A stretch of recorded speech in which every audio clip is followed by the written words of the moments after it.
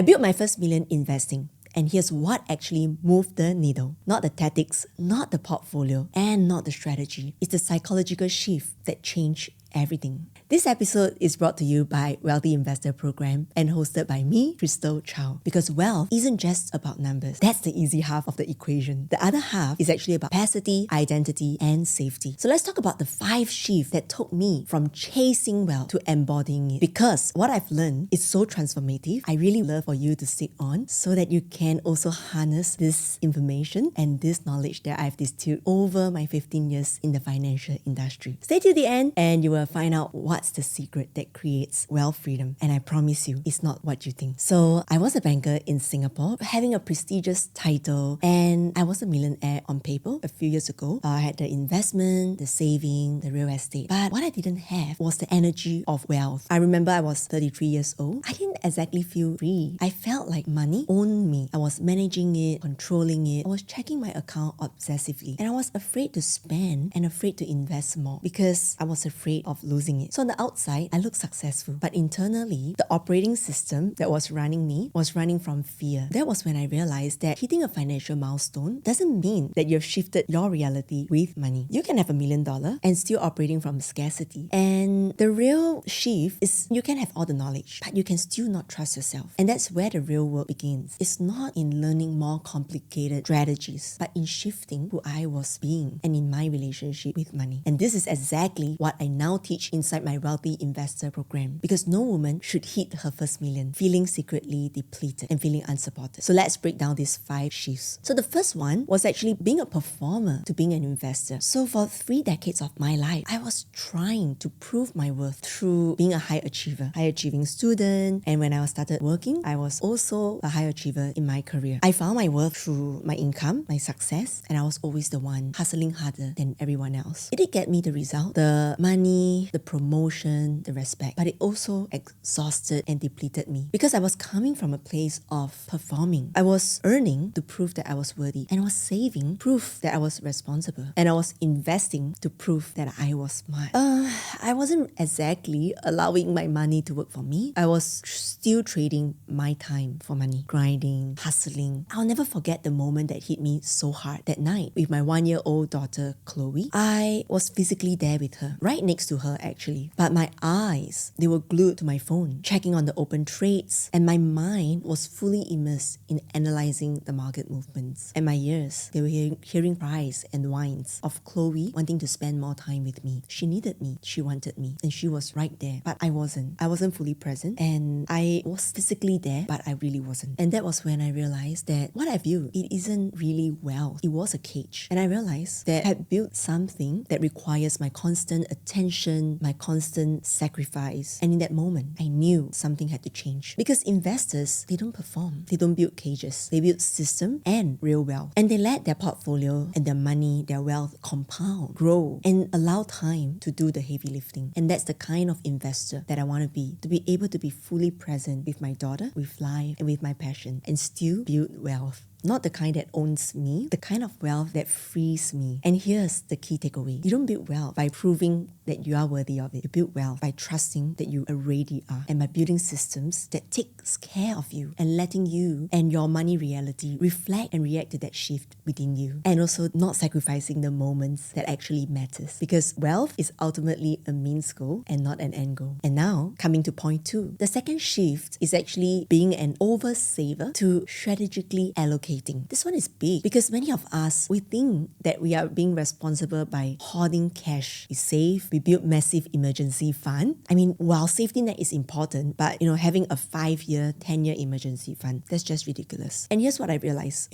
Oversaving, it stems from a fear pattern, because I wasn't keeping cash because it was strategic. I was doing it because I was afraid. I was afraid of losing it, afraid of making the wrong investment, and afraid of taking risk. And every single dollar sitting in my saving account it was a dollar that wasn't working for me. It wasn't growing. It was just sitting there to make me see the number so that I can feel safe. But you have to know that safety is not the same as wealth. And here's what it looks like in real life. So in the beginning, when I first started investing, I was investing such micro amount. So I'll put like $100 here, $500 there, and I did make gains. Sometimes a 2-digit, sometimes a 3-digit in percentage. But here's the thing, it didn't move the needle at all. Think about it. If you made 100% investing $500, that's just gonna be $500. Yes, it's great, but it doesn't change your life at all. And the real shift happened when I started slowly adding more zeros behind my investment. So for example, changing my $500 investment to $5,000, changing my $1,000 investment to $10,000. And that shift and that expansion, it helped me to open up and build up my internal capacity to invest more. And that's where things really change. And that's where the needle actually moved. And what made that possible? It wasn't being reckless. It wasn't being FOMO, which means fear of missing out. And it definitely wasn't blind faith. It came from understanding the fundamentals, understanding what I was investing in, and making the choice, the conscious choice, from a very grounded and informed position. Because strategic allocation is not just about,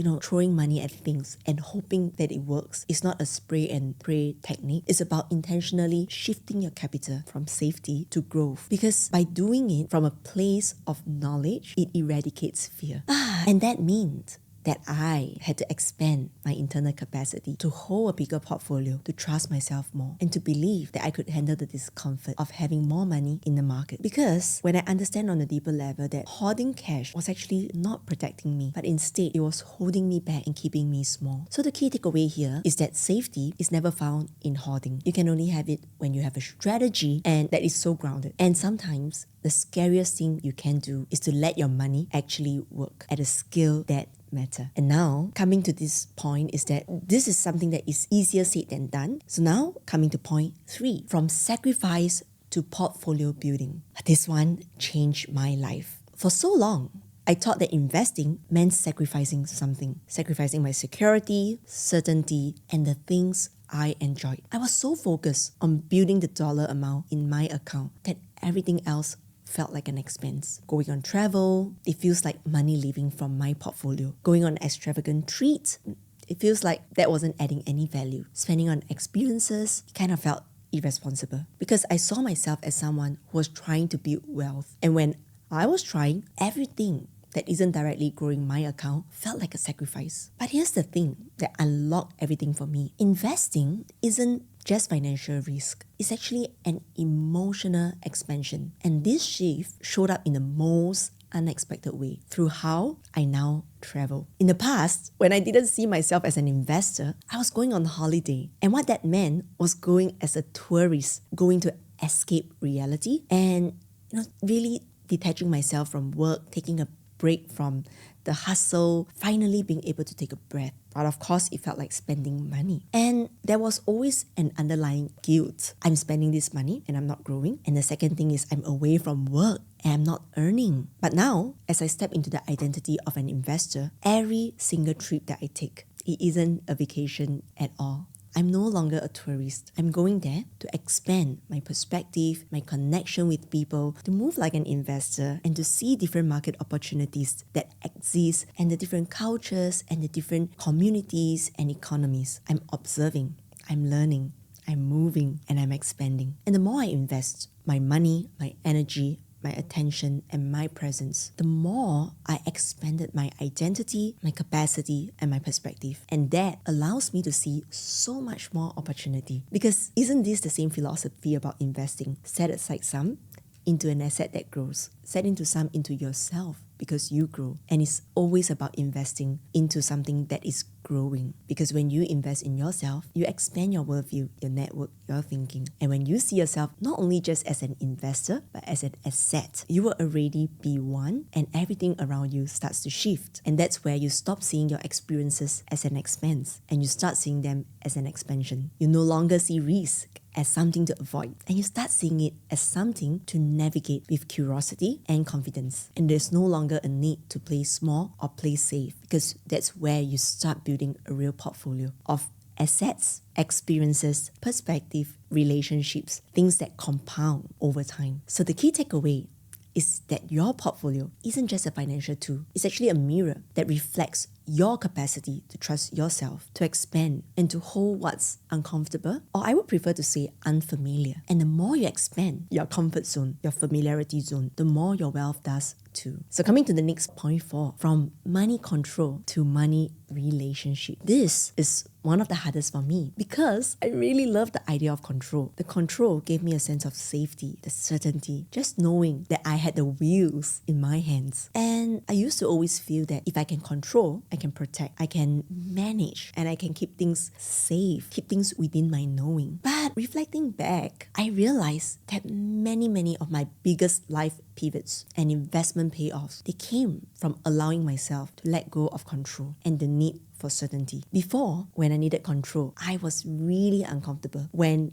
the dollar amount in my investment portfolio was going into the red. When I saw paper losses, it made me feel so uncomfortable. My chest would tighten and I start second guessing everything, even wanting to pull out from the market to cut my loss, to take back my control. Because in my mind, losing control, it just made me feel like I failed. And as I trained my capacity to increase, as I let go of the money control and started to trust the research I had done, to believe that the fundamentals were sound, what shifted was that I allow my money to ride through the market cycles. I stopped micromanaging every market movement and I stopped checking my portfolio every hour. And I stopped reacting to the news and I stopped reacting to every dips. And this letting go of this short-term control actually gave me long-term power. Because when I released the grip and built such a strong relationship with money that is built from trust, I open up so many doors. I allow myself to make bigger investments and it allowed me to be able to invest in more future-oriented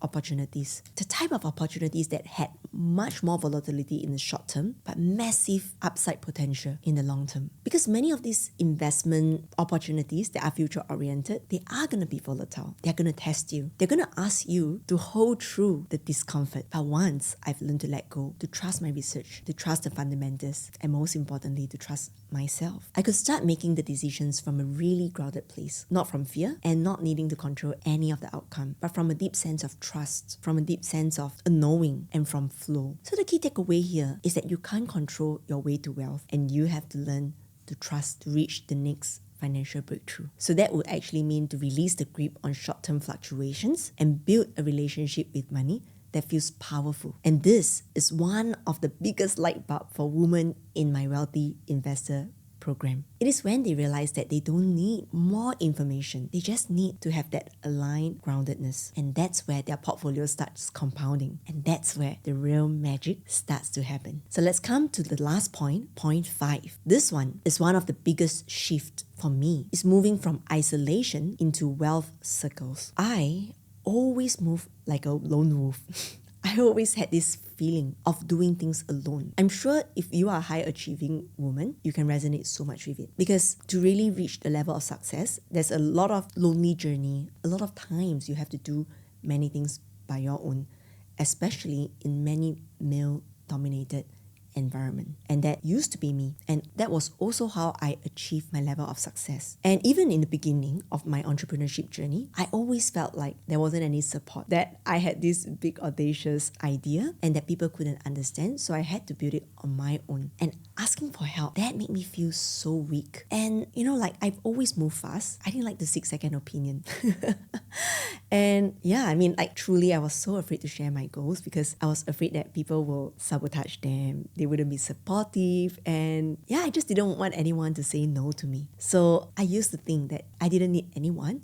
I can't be disappointed. And if I don't ask for help, I can't be let down. But here's what I realized. Isolation has a ceiling and I could only grow as much as the environment I was in. And the seasons where I had the most exponential growth, especially over the past 7 years, those were the seasons when I stopped moving alone and I immersed myself in different groups where people, they were strong in different domains. They were building wealth, they were building businesses, they were building things that mattered. And I allowed myself to stop being the strong one. I surround myself with these people who are moving at my level and beyond. And that changed everything. It helps me to move my frequency, expanded my perspective, and gave me ideas I would have never thought on my own. And on the contrary to what I feared, which is the one that I will be slowed down. I mean, the insights that I receive is that bringing in the right people who have already done what I wanted to do on the same journey of building what I'm building, they actually make me move faster and from a more solid ground. And it made me feel so supported and safe. And that level of safety allowed me to move to my own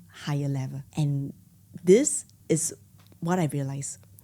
We are all like a unique puzzle piece. Every one of us comes with different strengths and weaknesses. And having partners, having others within a circle to fulfill the other part of the puzzle, that sparks off new chemistry, new growth, new possibilities that I couldn't have accessed my own. And I realized that I don't have to be good at everything. And I don't have to know everything. And I don't have to do it alone. I just have to be in the right room with the right people and let the collective energy elevate all of us. So the point is, you are not meant to build wealth alone. You are meant to be supported and to build it together. And the moment you step into this kind of wealth circle that matches your vision and your values, where people are moving at your frequency or ahead of you, everything accelerates. You don't have to be the strong one all the time.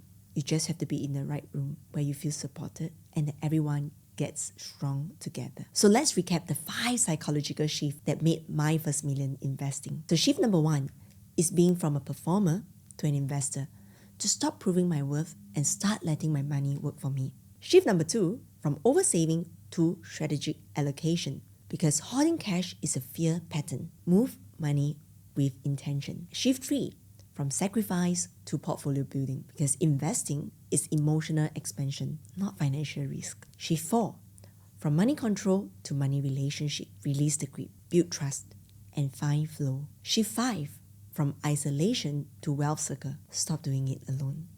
Step into environments that make you stronger. And here's what I want you to know. You don't need more complicated strategies. You need to move. You need to shift who you are being in relationship to money, and a clear, grounded framework so you can start thinking like a wealthy investor. Because wealth isn't just about the number in your account. It's about the energy you carry, the trust you build, and the woman you become. And that is what changes everything. If you are resonating with this, and you know this is your season to build your own financial portfolio, come find me. Head to my Instagram at wealthywithcrystal or check the link in the show notes. DM me to find out more about the next cohort of my Wealthy Investor Program.